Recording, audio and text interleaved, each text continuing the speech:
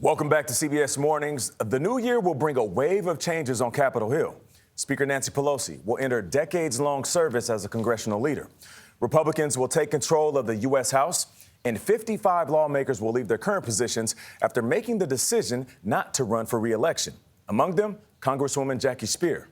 44 years ago, she was left for dead at an airstrip in a South American jungle after an ambush. Jonestown cult members killed her boss, shocked the world, and ultimately shaped her future. Scott MacFarlane sat down with her on Capitol Hill.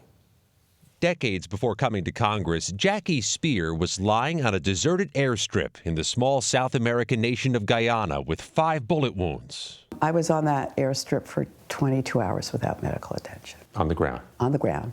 Congressman Leo Ryan of California is dead, shot along with 4 other Americans. Speier was then a 28-year-old congressional staffer on a fact-finding mission with her boss, California Congressman Leo Ryan, at the People's Temple compound of leader Jim Jones. After the visit, as they sought to return home, attackers dispatched by the cult leaders assassinated Ryan, shot Speier multiple times. Many of us thought we were just going to, die there. I was thinking that, no one would ever know. My family would never know what happened to me.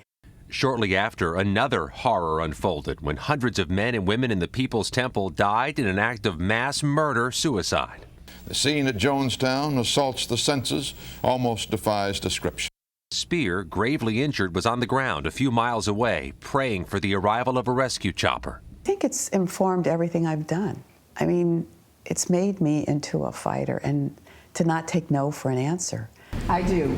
Congratulations. She fought for and won Leo Ryan's old congressional seat in 2008. One of the biggest things about Jackie is it's not about fighting for political ideology. It's fighting for people. Erin Ryan once served as a staffer to Speier. She sees something wrong and feels a compulsion, a need to do something about it. Erin Ryan is also the daughter of Leo Ryan. When you describe the Congresswoman and you describe your dad, it sounds like you're describing the same person. Yeah, I am. Absolutely I am. Speier would gain notoriety for 2 fights in particular. She secured a spot on the House Armed Services Committee after learning about serious flaws in the system to protect service members against sexual assault within the ranks. From her position, she would grill military officials. Sexual assault and harassment will not be tolerated. We pay your bills. We fund you. The game is over. And in 2017, amid an emerging sexual harassment scandal on Capitol Hill, it was Speier who testified and detailed a pervasive culture of unwanted advances. I have had numerous meetings and phone calls with staff members, both present and former, women and men who have been subjected to this inexcusable and oftentimes illegal behavior. Republicans have bristled at some of Speier's other ideas and tactics. Her maiden speech on the House floor elicited some boos as she railed against the Iraq War. Suggests we could be in Iraq for 100 years. But, Madam Speaker, history... And it was Speier who first pushed the idea of invoking the 25th Amendment against then-President Donald Trump in 2017 after his response to the white nationalist rally in Charlottesville.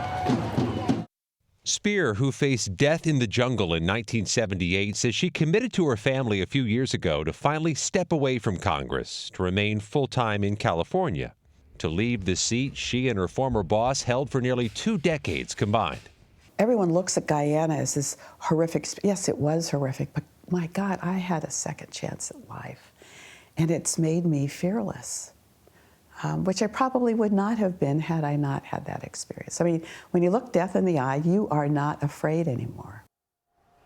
Jackie Speier is leaving Congress after a half-century in politics, beginning as a volunteer on a state legislative campaign when she was a teenager. Her final day here is Monday, January 2nd. Vlad. A remarkable life well lived. Scott, thank you very much. I love what she says at the end of Scott's piece, where she talks about her horror that Jonestown was, but finding a career in public service. You would think that you would want to shy away from public life, from anything like that, and she Dive right into it. And she has a career fighting for people who were victimized. The Me Too movement she brought to Congress, and she helped pass the Congressional Accountability Act, which provided mandatory training for staffers, changed the way survivors are treated, and made sure, I love this, that interns have the same protections as full-time staff. And she said I had a second chance at life, and that made me fearless. Like, let her life be an example. You don't have to face death necessarily, but if you have a second chance at anything, just be fearless. You go through that trial by pursuit. fire, and you come out of it forged. And that's what Jackie Speier did. Well said. Remarkable career, remarkable life.